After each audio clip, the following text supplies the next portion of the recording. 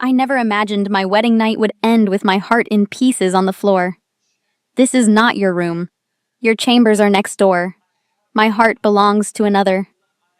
That was how the wedding night ended, with the woman who had dreamed of marriage discovering that the Alpha King saw her as nothing more than a political convenience. But I'm getting ahead of myself. Let me tell you how I ended up standing in that cold, elegant chamber, wearing a silver wedding gown and feeling my entire world crumble. My name is Naomi Fairchild, and I'm a healer. Not just any healer. I come from a long line of gifted women who could mend broken bones, cure fevers, and ease pain with just a touch of our hands. My mother was the most talented of us all. She died stopping a plague that would have wiped out 3 packs. And I was 16 when I watched her give everything to save others. That's what healers do. We give. So when Alpha King Harris Greystone began courting me 6 months ago, I thought maybe, just maybe, the universe was giving something back to me for once. Harris wasn't like other alphas I'd met. He was quieter, more thoughtful. He had these steel gray eyes that seemed to see right through you. And when he smiled, which wasn't often, it felt like the sun breaking through storm clouds. We took long walks through the palace gardens. He asked about my healing work, actually listened when I explained the properties of different herbs. Once, he almost kissed me under the old oak tree, but pulled back at the last second. I told myself he was being respectful, taking things slow. I was so stupid. The wedding was beautiful. 300 guests, of flowers imported from the Southern Territories, a dress that took seamstresses 3 weeks to create. The silver fabric caught the light like moon water, and when I walked down that long aisle toward Harris, I saw something flicker in his eyes. Something that looked like awe. For one perfect moment, I thought I was the luckiest woman alive. The ceremony ended. We danced.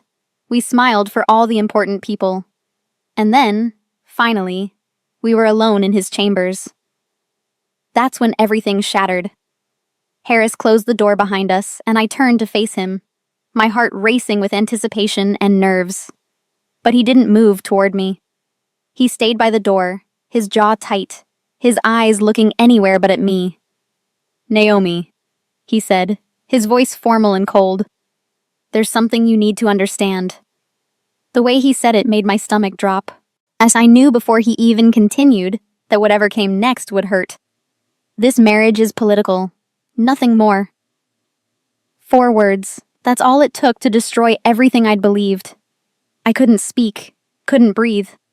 He kept talking, each word landing like a physical blow. "My heart is bound elsewhere. To Clara Ironwood.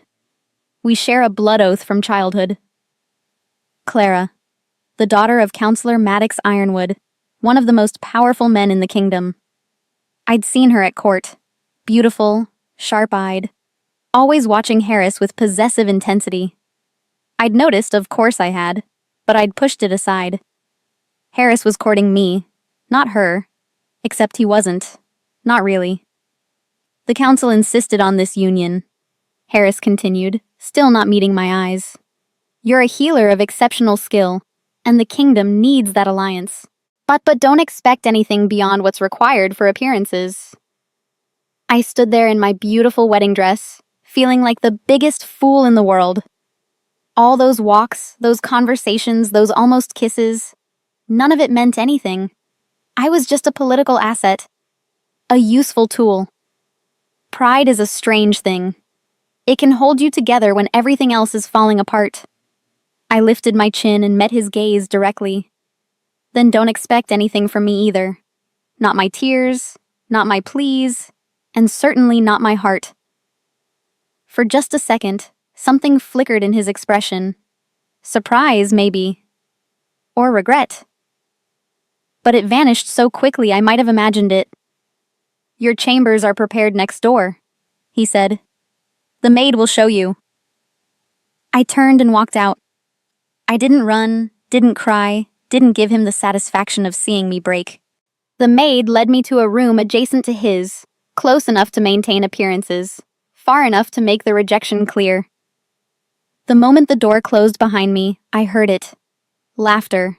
A woman's laughter, coming from Harris's chambers through the shared wall. Clara was already there. They were together. Right now. On my wedding night. That's when I finally let myself collapse. I sank to the cold stone floor, my elaborate silver dress pooling around me like liquid moonlight, and I cried. Not gentle tears, harsh, gasping sobs that tore through my chest. Through the wall, I could hear their voices. Clara's tone was intimate, teasing. Harris's responses were soft, warmer than I'd ever heard him speak to me. I don't know how long I cried. Hours, maybe. Eventually, I had no tears left. I stood up, walked to the mirror, and looked at myself. As my eyes were swollen and red, my carefully styled hair had come loose. My face was blotchy and marked with dried tears. But underneath all that, I saw something else. Something harder. Stronger. I was Naomi Fairchild, daughter of the woman who sacrificed herself to save hundreds. I'd held dying children in my arms and pulled them back from death's door. I'd set broken bones, treated battle wounds, faced down infections that made seasoned healers run in fear. I would survive this too. By the time the sun rose, I'd made my decision. If Harris wanted a political arrangement, I'd give him exactly that. Nothing more, nothing less. I wouldn't beg, wouldn't cry for him, wouldn't waste another moment hoping for something that was never going to happen. I called for the maids and requested a bath. While they prepared it, I carefully removed the wedding dress and folded it away. I would never wear it again. When I dressed for breakfast, I chose a deep forest green gown. Not bridal white. Not passive. Strong. I was done being the rejected bride. Now I would show them all exactly who Naomi Fairchild really was. The great hall was already filled with nobles when I entered for breakfast. I could feel their eyes on me, curious, pitying, hungry for gossip. News traveled fast in the palace. They all knew I'd spent my wedding night alone. I kept my spine straight and my face serene. I'd practiced this expression in the mirror that morning. Calm, composed, untouchable. Harris was already seated at the head of the long table. He looked up when I entered, and I saw something flash across his face. Surprise, I think. He'd expected me to hide in my rooms, maybe, to cry and sulk and make a scene.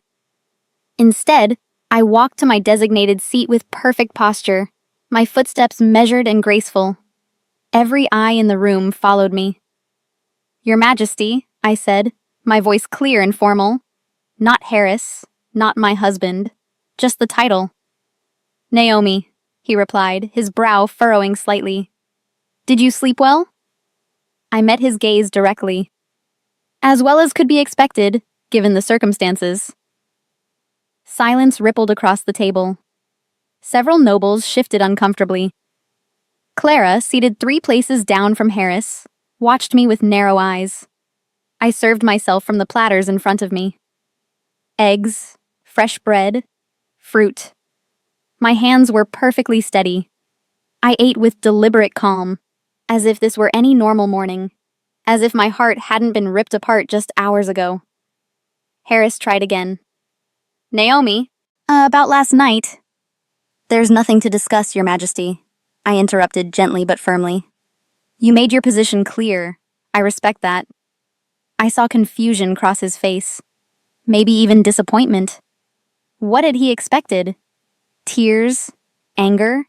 Dramatic confrontations? I finished my meal, dabbed my lips with the napkin, and stood. "Excuse me.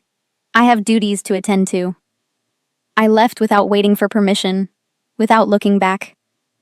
The moment I was out of the Great Hall, I allowed myself one deep, shaky breath. My hands were trembling now, but I'd done it. I'd faced him and everyone else with dignity intact.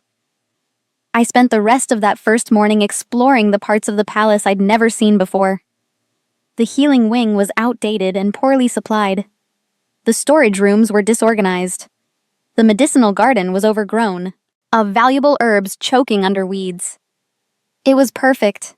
I found the head housekeeper, a stern woman named Molly who'd been running the palace staff for 30 years. "I'd like to reorganize the healing wing," I told her. "And I'll need gardeners to help restore the medicinal garden." Molly studied me with sharp eyes. "The last 3 queens never bothered with the healing wing." "I'm not the last 3 queens," I said simply. Something like approval flickered across her face. "I'll assign you 2 gardeners and get you the supplies you need." "Thank you." By afternoon, I'd opened the healing wing's doors to anyone who needed care. Word spread quickly. Within hours, I had my first patient, a young maid named Elise with an infected wound on her hand. She was terrified, convinced she'd lose the hand if it wasn't treated soon, and I examined the wound carefully. The infection was bad, but not beyond saving. "This will hurt," I warned her. "But I can save your hand." She nodded, tears streaming down her face. I placed my hands over the wound and let my healing magic flow. It started as warmth in my chest, then traveled down my arms and into my palms. The girl gasped as the infection began to drain. I worked carefully, methodically, drawing out the poison and knitting the damaged tissue back together. When I finished, her hand was pink and healthy. The wound had closed completely. Elise stared at her hand, then at me. "Thank you, Your Majesty. Thank you so much." "You're welcome. Keep it clean and come back if there's any pain." She left with grateful tears, and I felt something shift inside me. This was what mattered. Not broken hearts or cold husbands or political marriages. This work. These people. Over the next week, more patients came. Servants who'd suffered for years with untreated ailments. Children with fevers.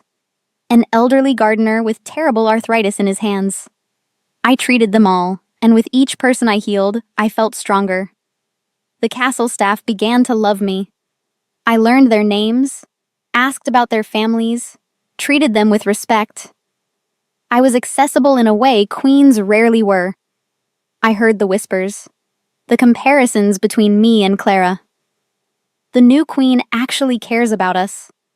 Clara Ironwood never lifted a finger to help anyone but herself. Did you see how she healed my daughter? The fever broke in minutes. I didn't encourage the talk, but I didn't discourage it either. Let them see the difference. One afternoon, I was in the garden gathering herbs when I heard footsteps behind me. I turned to find Clara herself standing there, dressed in an expensive purple gown, her dark hair perfectly arranged. "Your Majesty," she said, and the title sounded like mockery in her mouth. "How industrious you are, playing in the dirt." I stood, brushing soil from my hands. "I'm gathering medicinal herbs. Feverfew for headaches, chamomile for anxiety. Though I suppose you wouldn't know about such things." Her eyes flashed. "I know more than you think." "I'm sure you do." I kept my voice level, unimpressed. Clara stepped closer, lowering her voice. "I hope you understand your place here. Harris and I have history, a bond deeper than any ceremony." "I understand perfectly," I said, meeting her gaze. "You're welcome to him, and I have more important work to do." I walked away, leaving her standing there with surprise written across her face. My hands were shaking, but I didn't let her see. That evening, I was in the healing wing treating a child with a persistent cough when I sensed someone watching me. I glanced up to see Harris standing in the doorway. Our eyes met for just a moment. He looked, I don't know, confused, maybe. Like he was trying to solve a puzzle. I turned back to my patient, dismissing him without a word. Let him watch, let him see what he threw away. I finished treating the child, sent her home with her grateful mother, then cleaned and organized my supplies. When I finally looked up again, Harris was gone. That night, alone in my chambers, I allowed myself to feel the exhaustion. The constant performance of strength was draining. But I couldn't stop now. Couldn't let anyone see the cracks. I stood at my window, looking out over the moonlit gardens, and made myself a promise. I would build a life here. A meaningful life. If I couldn't have love, I would have purpose. And maybe, just maybe, that would be enough. I didn't know it then, but Harris was watching me. He told me later, much later, that it started the morning after our wedding night. He'd expected me to fall apart, to make scenes, to demand his attention. Instead, I'd walked into breakfast with my head high and treated him like a stranger. It unsettled him. Then I disappeared into my work, and he couldn't stop tracking my movements. He knew my schedule without meaning to learn it. Healing wing in the morning, garden at noon, library in the afternoon, clinic until evening. He'd catch glimpses of me in hallways and feel something stir in his chest. His wolf, the animal part of him that all alphas carried, would become restless when I was near. He didn't understand it. He had Clara. The blood oath bound them together. So why couldn't he stop thinking about his wife? But I didn't know any of this yet. I was too busy building my new life to notice Harris's growing confusion.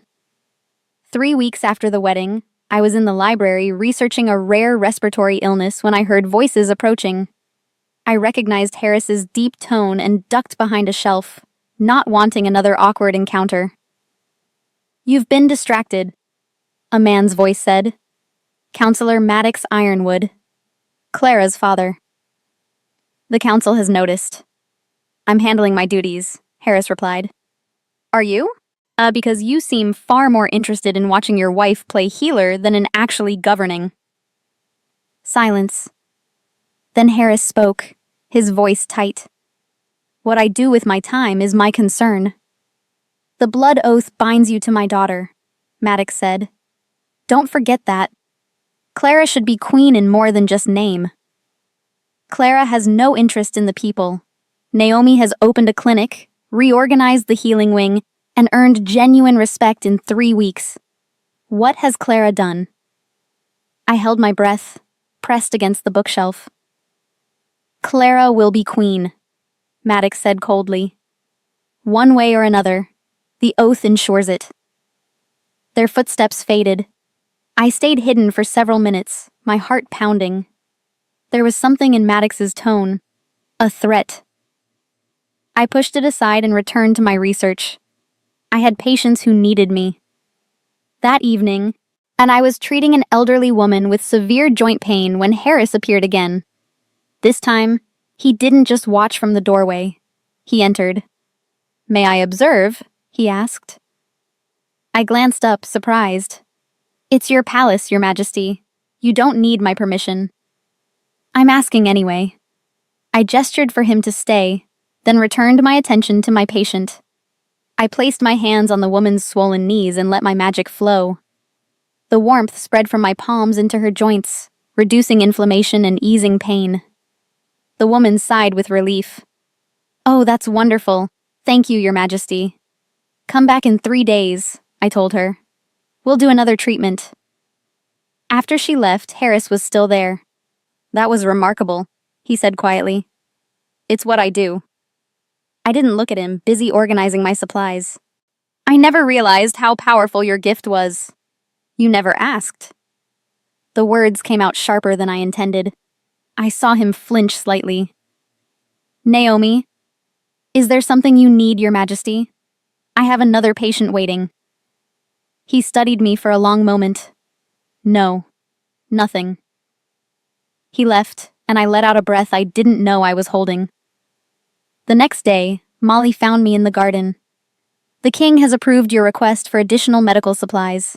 He's also assigned 3 more staff members to the healing wing." I looked up, surprised. "He did?" "Signed the order this morning. Said the queen's work was too important to be under-resourced." Something warm flickered in my chest, but I pushed it down. He felt guilty, that's all. This didn't mean anything. Still, when the supplies arrived that afternoon, expensive herbs from the Southern Territories, rare medicines I'd only dreamed of having access to, new surgical tools, I couldn't help feeling grudgingly grateful. That night, I was reading in my chambers when I heard voices through the wall again. Harris and Clara. But this time, the tone was different. You've been avoiding me, Clara said, her voice sharp. I've been busy. Too busy for me? Your blood-bound mate? The kingdom requires my attention. The kingdom? Or your little healer wife? Silence. Then Clara's voice again, softer, more seductive. Come to bed, Harris. Let me remind you what we have together. I waited for his response, hating myself for listening but unable to stop. Not tonight, Clara. I have work to finish. Work? You're lying. You're thinking about her. Don't be ridiculous. I see how you watch her. Like you're starving and she's a feast you can't have. Enough, Clara. The blood oath binds you to me. Not her, me. Don't forget that. I heard footsteps, then a door slamming. Then silence. I sat in the darkness, processing what I'd heard. Harris was watching me? I'd noticed him appearing more often, but I'd assumed it was just coincidence. Or guilt. I pushed the thought away. It didn't matter. Even if he regretted his choice, he'd made it clear where his loyalties lay. I wouldn't be anyone's second choice. The next morning, I was in the garden when I heard unfamiliar voices at the palace entrance. Visitors. I paid little attention until Molly rushed out to find me. Your Majesty, there's someone here to see you. Alpha Ronan Ashwood from the Northern Territories. I frowned. I don't know any Alpha Ronan. He's here for diplomatic meetings with the king, but he specifically asked to meet you. Said he's heard remarkable things about the kingdom's new healer queen. I brushed dirt from my hands and followed Molly inside. Alpha Ronan Ashwood was waiting in the entrance hall, and he was nothing like I expected. Where Harris was all dark intensity and brooding silence, Ronan was warm and open. He had sandy hair that caught the light, brown eyes that crinkled when he smiled, and an easy charm that put people immediately at ease. Your Majesty, he said, bowing slightly. I'm honored to meet you. The reports of your healing skills have reached even the Northern Territories. You're too kind, I replied. Welcome to the palace. I hope I'm not interrupting your work. I know you're busy. Not at all. How can I help you? Actually, I was hoping you might share some of your knowledge. We've been struggling with a respiratory illness in the north. Traditional treatments aren't working. I brightened. Finally, someone who wanted to talk about healing, not politics or alliances or blood oaths. I've been researching respiratory illnesses. Come to the library. I'll show you what I've found. We spent the next 2 hours discussing medical theories, herbal remedies, and treatment approaches. Ronan was surprisingly knowledgeable about northern herbs, and we discovered several combinations that might help his people. You're brilliant, he said at one point, his admiration genuine. No wonder Harris married you. I laughed bitterly. Trust me, my healing ability was the only reason. Ronan's smile faded. I'm sorry. Oh, that was tactless of me. It's fine. I've made peace with the situation. Have you? He studied me carefully. You seem lonely. The observation was so unexpected, so accurate, that I felt tears prick my eyes. I blinked them back quickly. I have my work, I said. That's enough. Before Ronan could respond, I sensed someone else in the library. I turned to find Harris standing in the doorway, his expression unreadable. Ronan, he said, his voice tight. I didn't expect to find you here. Harris, your wife has been incredibly helpful. We've been discussing... I'm sure. Harris's eyes were on me, intense and unsettling. Naomi, may I speak with you? I'm currently with Alpha Ronan. Now please. The command in his voice made my wolf, the small part of shifter nature I carried as a healer, bristle. I stood, keeping my expression neutral. Excuse me, Alpha Ronan. I'll send you my notes on those herbal combinations. Thank you, Your Majesty. For everything. I followed Harris out of the library, down the corridor, and into an empty council room. He closed the door behind us. What is it? I asked, keeping my voice level. What were you doing with Ronan? Discussing medicine. He has a respiratory illness affecting his pack. You were laughing with him. I heard you from the corridor. I stared at him. Is that a problem? He's a visiting alpha. You should maintain proper distance. Something hot and angry flared in my chest. Proper distance? You rejected me on our wedding night. You sleep with Clara while I'm in the next room. And now you're concerned about proper distance? Harris's jaw clenched. That's different. How? How is it different? Because... He stopped, seeming to struggle with words. Because you're the queen. Your behavior reflects on the kingdom. My behavior? I've done nothing but serve this kingdom since I arrived. I've healed your people, organized your chaotic healing wing, and earned genuine respect from your staff. What exactly about my behavior concerns you? You were too familiar with him. I was being helpful. Something you might try sometime. We stared at each other, the air thick with tension. I could see something burning in Harris's eyes, something wild and possessive that confused me. Stay away from Ronan, he said finally. No. His eyes flashed gold, his wolf rising. That's an order. You're my king, not my keeper. You made it clear we have a political arrangement. Nothing more. And that means you don't get to control who I speak with or how I spend my time. I turned and walked toward the door. Naomi, we're done here, Your Majesty. I left him standing there and went straight to my chambers. My hands were shaking with anger and confusion. What right did he have to be jealous? He'd rejected me, chosen Clara. Made it clear I was just a political necessity. But the look in his eyes, that hadn't been political. That had been possessive, territorial. I didn't understand it, didn't want to understand it. I had work to do, patients who needed me, a life to build. Harris Greystone and his confusing behavior would have to wait. Over the following week, Ronan became a genuine friend. He sought me out during breaks in his diplomatic meetings, always respectful, always interested in my work. And we had dinner together twice. Perfectly innocent meals in the public dining hall where we discussed healing techniques and territory management. He made me laugh with stories from the Northern Territories, and for the first time since my wedding, I felt something like happiness. I didn't notice how often Harris appeared wherever Ronan and I happened to be. Didn't see the way his hands clenched when Ronan made me smile, or how his eyes tracked every movement when we walked together through the gardens. But others noticed. The king's been in a foul mood all week, Molly mentioned one morning while helping me organize supplies. Snapping at counselors, pacing his study at all hours.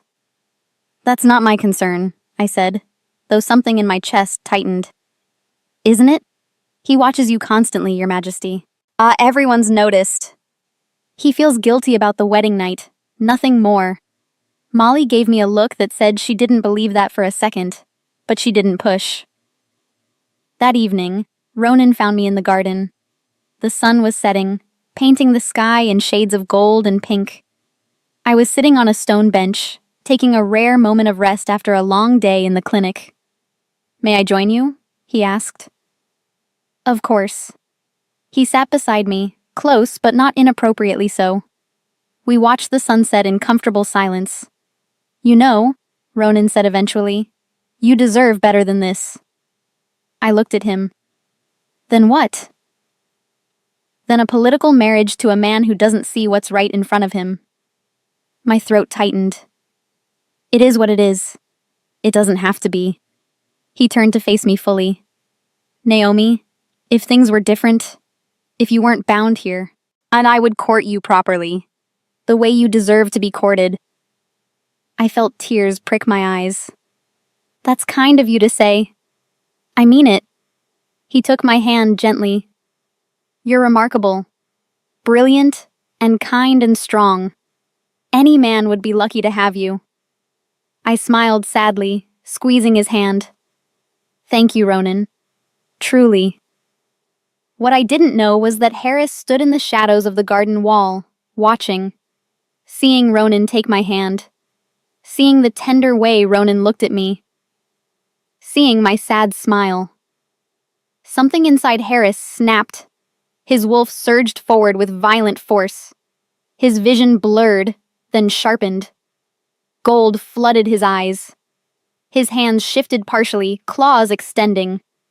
Every instinct screamed the same word, mine. He wanted to attack, wanted to rip Ronan away from me, claim me right there, and make it clear to everyone that I belonged to him and him alone. The rational part of his mind knew that was insane. He'd rejected me. He had Clara. He had no right to this possessive fury. But his wolf didn't care about rights or logic or blood oaths. His wolf knew its mate when it saw her, and watching another male touch her was unbearable. Harris turned and ran. He fled into the forest beyond the palace walls, letting his wolf take over completely. He ran for hours, trying to outrun the confusion and rage and desperate need. When he finally returned at dawn, exhausted and covered in dirt, he stood outside my chamber's door. He could hear me breathing softly inside, asleep. The urge to go to me was overwhelming. Instead, he went to his own chambers and stared at himself in the mirror. His eyes were still slightly golden. His hair was wild, his clothes torn. "What's happening to me?" he whispered. He'd never felt this way with Clara. Never felt this consuming need to possess someone, protect them, be near them constantly. The blood oath pulled him toward Clara. Yes, but it felt like obligation. Duty. This, whatever this was with Naomi, felt like starving. The next morning, Harris sought out Elder Tessa Ravenshaw. She was the oldest living shifter in the kingdom, a seer who'd guided 3 generations of alphas. She lived in a tower room filled with herbs and ancient books, and Harris had been avoiding her since the wedding because he knew she'd see too much. She was expecting him. "Took you long enough, young king," she said, not looking up from the herbs she was grinding. "I need to understand something," Harris said. "You need to understand many things." "But be specific." "The blood oath with Clara. Why does it feel wrong?" Tessa finally looked at him, her ancient eyes sharp. "Because it is wrong. It was always wrong." "What do you mean?" "Sit down. This will take some explanation." Harris sat, his heart pounding. Tessa poured tea neither of them would drink and settled into her chair. "You were 12 when Maddox Ironwood performed the blood oath ritual, yes?" "Yes, Clara and I agreed to it together." "Did you? Or were you 2 manipulated children who didn't understand what they were binding themselves to?" Harris frowned. "We both consented." "Consent given under manipulation isn't true consent. Tell me, how did the ritual come about?" Harris thought back. "I fell during training, cut my arm badly. Clara helped me bind it, and her father was there. He suggested the blood oath would strengthen the bond between our families. And you, a bleeding 12-year-old in pain, agreed?" Yes." Tessa's expression hardened. "Maddox used your blood without your true understanding. He wanted his daughter to be queen, so he ensured you'd be bound to her before you could ever find your real mate." "My real mate?" "Your fated mate. The one chosen for you by the moon goddess herself." Harris's mouth went dry. "There's no such thing. Fated mates are myths." "Are they? Then explain why your wolf is obsessed with your wife. Why you can't stop watching her, thinking about her, feeling possessive rage when another male comes near." Don't lie to me, boy. Or to yourself. Naomi Fairchild is your fated mate. She always has been." The words hit Harris like a physical blow. "That's impossible." "Is it? Think about it. You courted her before the wedding, didn't you? Felt drawn to her in ways you couldn't explain?" He had. During those walks in the garden, those conversations, he'd felt something pulling him toward her. Something that went deeper than attraction or political advantage. "The blood oath suppressed your ability to recognize the bond," Tessa continued. "But fated mate bonds are powerful, stronger than any magic. Eventually it fights through. That's what's happening now. Your wolf knows its mate. even if your conscious mind has been too stubborn to accept it. Harris stood, pacing. If this is true, why didn't you tell me before the wedding? Would you have listened? You were convinced the blood oath was real love. Sometimes people need to discover truth for themselves. How do I break it? Give the blood oath? Tessa's expression grew grave. That's the difficult part. Blood oaths typically require the death of one party to break. Or what? A stronger bond must override it. The fated mate bond could do it, but only if you complete the claiming ritual.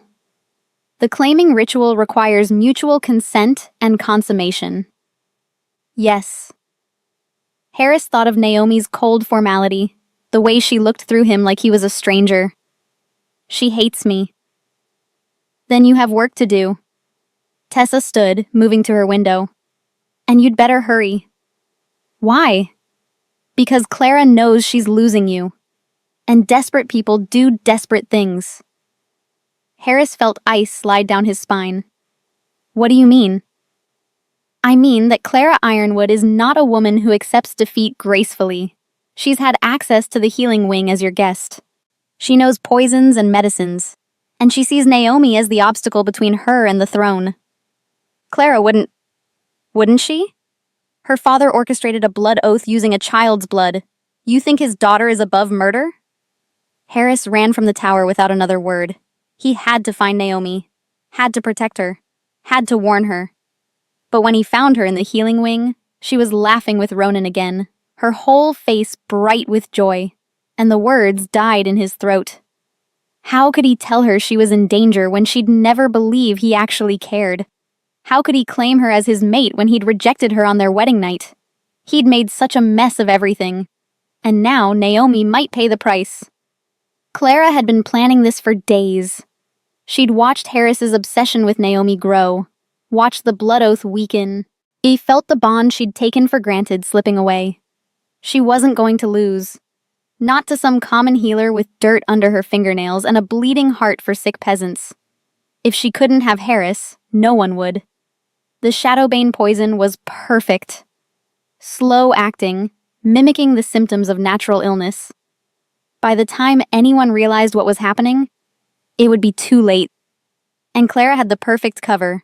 She'd been visiting the healing wing as part of her new interest in helping the people. Everyone would think she was trying to befriend Naomi. No one would suspect. She prepared the first dose carefully, mixing it into expensive tea leaves imported from the Eastern Territories. Then she carried the ornate tea set to Naomi's chambers. "Your Majesty," she said when Naomi opened the door, surprise clear on her face. I wondered if we might talk. I feel we started off poorly." Naomi's expression was guarded. "That's kind of you." "May I come in?" Naomi hesitated, then stepped aside. Clara entered, taking in the simple furnishings, the medical books stacked on every surface, the herbs drying by the window. "I brought tea," Clara said, setting down the tea set. "A peace offering." "I'm not sure what we have to make peace about," Naomi said carefully. "I know this situation is difficult, for all of us." Clara poured the tea, making sure to serve Naomi from the poisoned pot and herself from the safe one. "I thought perhaps we could find some understanding." "Understanding? You're the queen. I'm close to the king. We'll be seeing each other often. It would be easier if we weren't enemies." Naomi accepted the cup, though suspicion still lingered in her eyes. They made awkward small talk for 20 minutes. Clara kept her expression friendly, her tone light. Finally, she stood. "Thank you for hearing me out. I hope we can start fresh." "Perhaps," Naomi said diplomatically. After Clara left, Naomi stared at the tea for a long moment. Then, feeling foolish for being so suspicious, she drank it. It was actually delicious, fragrant and smooth, clearly expensive. That night, she felt a slight headache. Nothing serious. She attributed it to the long day and went to bed early. Clara watched Naomi's window from across the courtyard, a cold smile on her face. Let the game begin. Over the next 5 days, Clara visited twice more with peace offerings of tea. Naomi, wanting to give Clara the benefit of the doubt, accepted each time. With each dose, and the poison built into her system, the symptoms started slowly. Headaches that wouldn't go away, unusual fatigue, a persistent low fever. Naomi pushed through it, refusing to acknowledge that something might be wrong. She had patients who needed her. She couldn't afford to be weak. But on the 6th day, during a council meeting about territory borders, Naomi felt the room spin. She gripped the edge of the table, trying to focus, but the dizziness only got worse. "Your Majesty?" one of the counselors asked. "Are you well?" "I'm fine," she started to say, but the words came out slurred. Then her legs gave out. Harris moved with inhuman speed. He caught her before she hit the floor, pulling her against his chest. Her skin was burning hot despite the cool room. "Naomi?" He could hear the panic in his own voice. "Naomi, look at me." Her eyes fluttered open, but they were unfocused. Dark veins were appearing under her skin, spreading from her neck toward her face. "Something's wrong," she whispered. "I don't feel—" She went limp in his arms. "Get every healer in the castle," Harris roared. "Now!" He carried her to his chambers. They were closer, the bed larger. He laid her down carefully, his hands shaking. This couldn't be happening. Not now. Not when he'd just realized what she meant to him. Within minutes, 5 healers surrounded the bed, examining Naomi with increasing concern. "The fever is dangerously high," one said. "These dark veins. I've never seen anything like it. Could it be an infection?" "There's no wound." Harris stood beside the bed, feeling helpless. His wolf was going insane inside him, howling to protect its mate. But there was no enemy to fight, nothing he could do. Clara arrived, all false concern. "I heard what happened. How terrible. Let me examine her. I've studied rare poisons and toxins." Harris barely registered her words. He just needed Naomi to open her eyes. Clara performed what looked like a thorough examination, then stepped back, her expression grave. "The symptoms are complex. I'll need to prepare a special remedy. These herbs are delicate. It will take time." "How much time?" Harris demanded. "Hours. Maybe less if I work quickly." "Then go. Now." Clara left, and Harris sank into the chair beside Naomi's bed. He took her hand, careful of the dark veins spreading across her skin. "Don't leave me," he whispered. "Please, I know I don't deserve it, but don't leave me. I was a fool. I've been a fool since the moment I rejected you. But I see it now. I see you. You're everything. My mate. My fated mate. I should have known from the first moment. Should have fought the blood oath. Should have chosen you." Naomi didn't respond. Her breathing was shallow, labored. "I'll fix this," Harris promised. "Whatever it takes, I'll save you." But he had no idea how. Ronan had been watching Clara for days. Something about her had felt wrong from the start. Too smooth. Too calculating. When Harris had snapped at council meetings, when he'd seen the way Clara watched Naomi with cold eyes, Ronan's instincts had screamed warning. So he'd started following her. That evening, after Naomi collapsed, Ronan saw Clara slip into a storage room near the healing wing. He waited a few minutes, then followed. Through the cracked door, he saw her mixing vials, and her expression twisted with satisfaction. "Just a little more," she muttered to herself. "Soon she'll be too weak to save." Ronan's blood ran cold. She was the poisoner. He kicked the door open. Clara spun, her eyes wide with shock. "What have you done?" Ronan demanded. Clara's surprise quickly shifted to calculation. She reached for something on the table. A blade, maybe, or another vial of poison. Ronan was faster. He crossed the room in 3 strides and grabbed her wrist, twisting until she cried out and dropped what she'd been reaching for. "Tell me what you gave her," he said. his voice deadly calm. I don't know what you're talking about. He spotted the vials on the table, brought one to his nose. The smell was unmistakable. Shadowbane, you're killing her. Clara laughed, the sound unhinged. She took everything from me. Harris was mine! The throne was mine! That pathetic little healer ruined everything. You're insane. Maybe, but it's too late. The poison's been building for days. Without the antidote, she'll die by tomorrow. Ronan's grip tightened. Then you'll give us the antidote. Why would I do that? Because I'll drag you before the king, and he'll make you wish you'd never been born. Ronan hauled Clara out of the storage room, through the corridors, and into Harris's chambers where Naomi lay dying.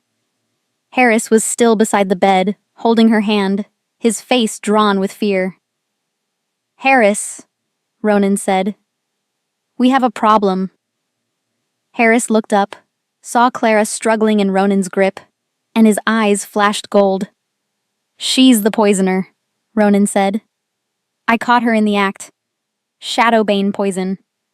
She's been dosing Naomi for days. Harris stood slowly. The temperature in the room seemed to drop. When he spoke, his voice was barely human. Explain. Clara tried to pull free from Ronan, but his grip was iron. It's not what he says. He's lying. I found her mixing more poison, Ronan interrupted, showing the vials. She admitted everything. Said Naomi took you from her. Harris's partial transformation was instant. Claws, fangs, pure alpha power radiating from him in waves that made even Ronan step back. Give me the antidote, Harris said, each word precise and terrifying. Now. Clara's defiance crumbled in the face of his rage, but she rallied with desperate malice. There isn't one. Not one I'm willing to provide. If I can't have you, she can't either. Harris lunged. Ronan barely caught him, holding him back with all his strength. You'll watch her die, Clara spat, tears streaming down her face now. Just like I've had to watch you fall for her. You were mine. The blood oath. The blood oath was a lie, Harris roared. Forced on me when I was a child, before I could find my real mate. He gestured to Naomi's still form, is my true mate, chosen by the moon goddess herself. You never had me. You never could. Clara's face crumpled. No, that's not... Guards! Harris's command brought 6 armed men running. Arrest her. Lock her in the deepest cell we have. As the guards dragged Clara away, she screamed, You'll never save her. She's already dying. You'll lose her just like I lost you. The door slammed behind them, leaving Harris, Ronan, and the dying Naomi in terrible silence. There has to be something, Harris said desperately. Some cure. There is one way. Both men turned to find Elder Tessa standing in the doorway. Harris didn't question how she'd known to come. Tell me, Harris said. Anything. The mate's blood cure. Your alpha blood, given through the claiming ritual, can purge any poison. Your bond with her is that powerful. Then let's do it. Now. It's not that simple. Tessa moved to Naomi's bedside, examining the dark veins. She'll have to be conscious. The ritual requires her participation, and it will be agonizing for both of you. Your blood will fight the poison inside her body, and you'll feel every moment of her pain through the bond. I don't care about the pain. There's more. If the bond isn't real, if I'm wrong about you being fated mates, the ritual will kill her. The alpha blood will reject her system entirely. Harris looked at Naomi's pale face, the dark veins spreading across her skin. The bond is real. I know it is. I feel it every time I see her, every time she's near. My wolf knows its mate. Tessa nodded. Then prepare yourself, young king. This will break you both before it heals her. I'm ready. We'll need to wake her first, and she'll need to consent. Tessa mixed something from her bag, a sharp-smelling tincture that she waved under Naomi's nose. After a moment, Naomi's eyes fluttered open. What? Her voice was barely a whisper. Harris knelt beside the bed, taking her hand. Naomi, can you hear me? Her green eyes found his face. Harris? What happened? Clara poisoned you. You're very sick, but I'm going to save you. Save me? There's a ritual, the mate's blood cure. I'll give you my blood, and it will purge the poison. But you have to agree. You have to trust me. Naomi's eyes were closing again. Trust you? You rejected me. I know. I was wrong. About everything. You're my fated mate, Naomi. The one chosen for me. I've been too blind and too controlled by the blood oath to see it. But I see it now. Please, let me save you. A tear slid down her cheek. Fated mates.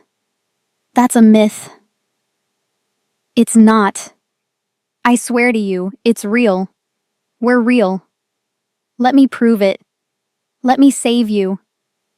She looked at him for a long moment, and he saw the war in her eyes. The hurt he'd caused fighting against the hope that maybe, just maybe, he was telling the truth. Okay, she whispered finally. I trust you. Harris felt something break open in his chest. Thank you. I won't let you down again. I swear it. Tessa handed him a ceremonial blade. Make the cut deep.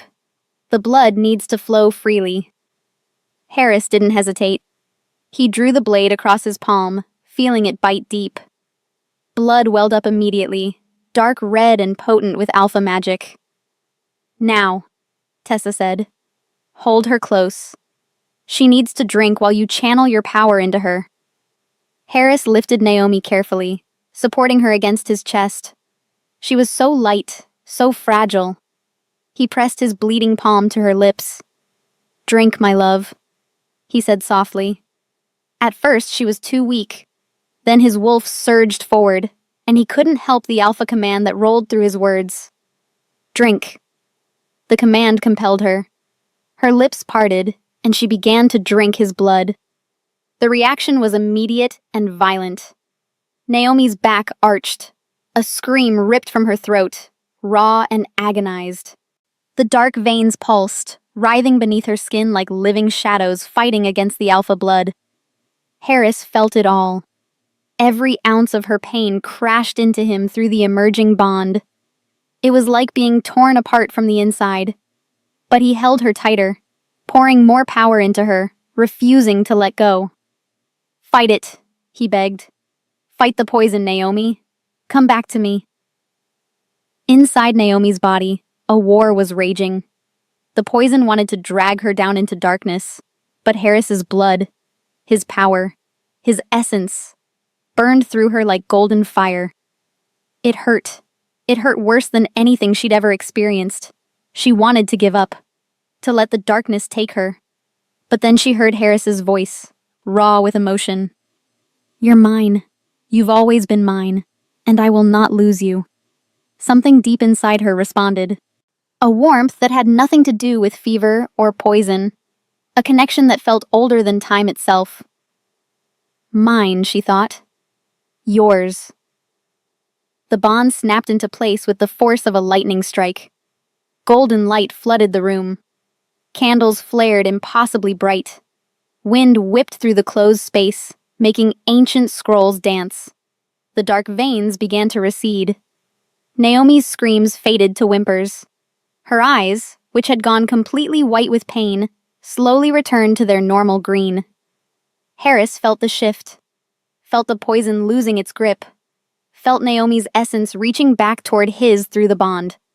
Finally, after what felt like hours but was only minutes, Naomi's body went still.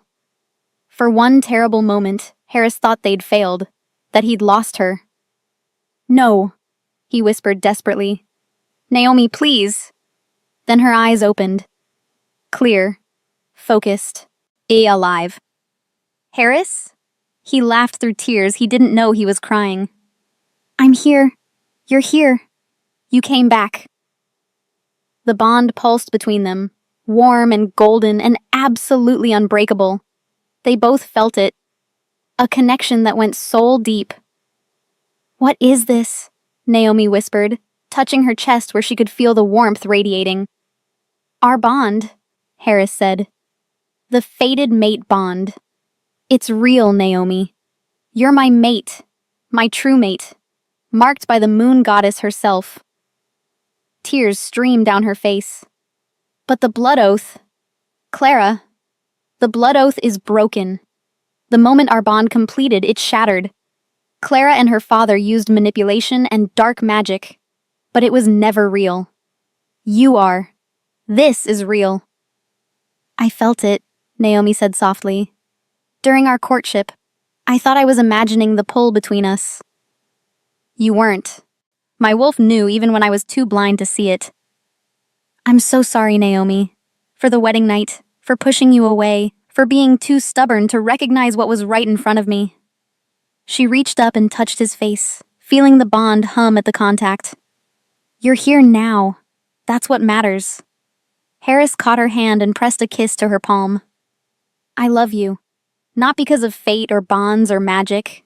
Because you're brave and brilliant and stronger than anyone I've ever known. Because when I see you, I see home." "I love you too," Naomi whispered. "Even though you made me cry on our wedding night." Harris winced. "Will you ever let me forget that?" "Probably not, but I'll let you make it up to me." He smiled, really smiled, for what felt like the first time in forever. Then he kissed her, soft and reverent and full of promise, and the bond flared gold, sealing completely. They were whole. They were home. They were finally, truly together. The next morning, Clara Ironwood was exiled to the furthest territory in the kingdom, stripped of her title, and forbidden from ever returning. Counselor Maddox Ironwood was removed from his position and placed under house arrest, pending investigation into the forced blood oath. Harris made a public declaration in the Great Hall, with Naomi standing beside him, still weak, but healing rapidly thanks to the alpha blood. "The kingdom deserves truth," Harris said to the assembled nobles and staff. "For years, I was bound by a blood oath I didn't fully consent to as a child. That oath has been broken. Naomi Fairchild is my true mate, chosen by the moon goddess herself. She is your queen in every sense of the word." The room erupted in cheers. The staff had already loved Naomi. Now the nobles, seeing the obvious bond between their king and queen, accepted it as well. Naomi squeezed Harris's hand, feeling the bond pulse warmly between them. That afternoon, Ronan prepared to depart. He found Naomi in the garden, tending to the herbs that had grown wild during her illness. "You're leaving," she said, standing to greet him. "My work here is done, and I think you have everything you need now." Naomi hugged him tightly. "Thank you, Ronan, for saving my life, for being my friend when I needed one. You would have done the same for me." He pulled back, smiling. "I'm glad you found your happiness, even if it took that stubborn wolf far too long to see what was right in front of him." Harris approached from the palace, and the two men clasped hands. "Take care of her," Ronan said, "or I'll come back and challenge you for her." "I will," Harris promised. "Every day for the rest of my life." Ronan left with a wave, and Naomi leaned against Harris's side. "I'll miss him," she said. "So will I. He's a good friend, and he saw what I was too blind to see." "You see it now. That's what matters."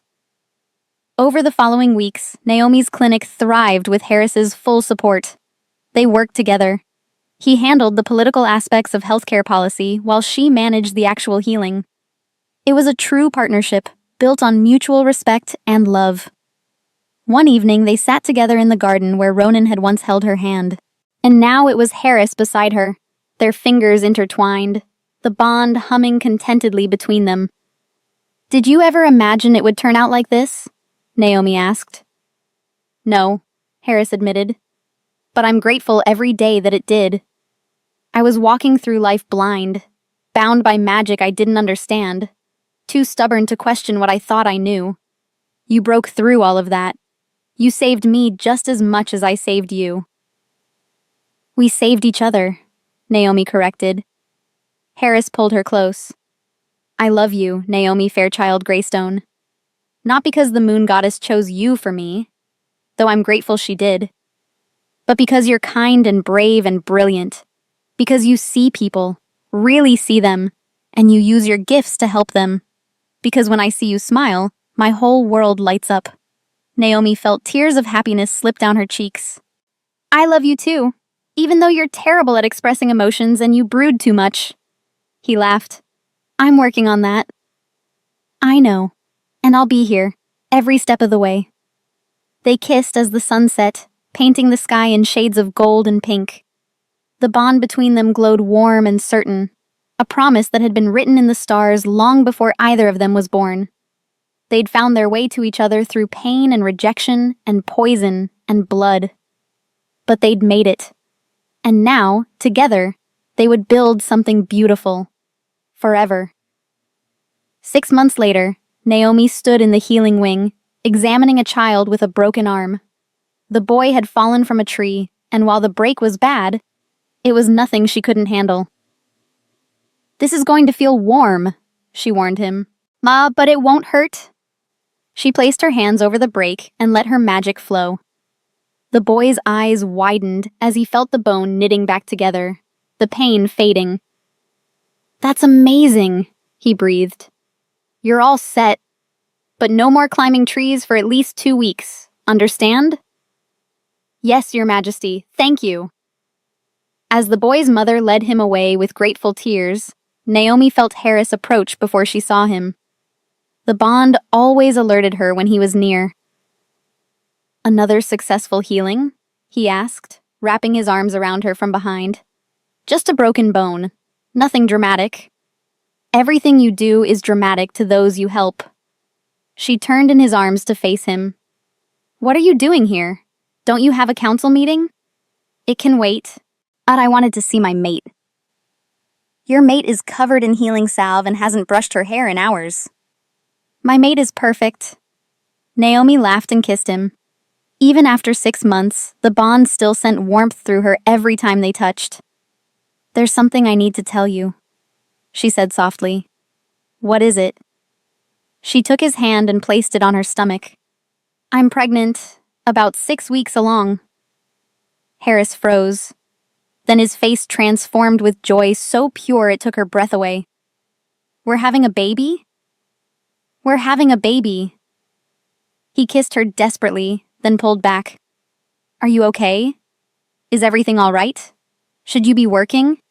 Do you need to rest? I'm fine. I'm a healer, remember? I know exactly what I need. A baby, he repeated, wonder in his voice. He dropped to his knees and pressed his ear to her stomach, and even though it was far too early to hear anything. Hello in there. I'm your father. I can't wait to meet you. Naomi ran her fingers through his hair, feeling love swell in her chest so powerfully it almost hurt. This was what she'd been meant for. Not just the healing, though that was important. Not just being queen, though she took those duties seriously. But this. Being loved and loving in return. Building a family with the man the moon goddess had chosen for her. I love you, she whispered. Harris stood and pulled her close. I love you more than I have words to express. You and this baby are my whole world. Even though I rejected you on our wedding night? Naomi smiled against his chest. I'll never let you forget that, will I? Please don't. I deserve to be reminded of my stupidity for at least the next 50 years. 50 years? Try forever. He laughed and kissed the top of her head. Forever sounds perfect. And it was.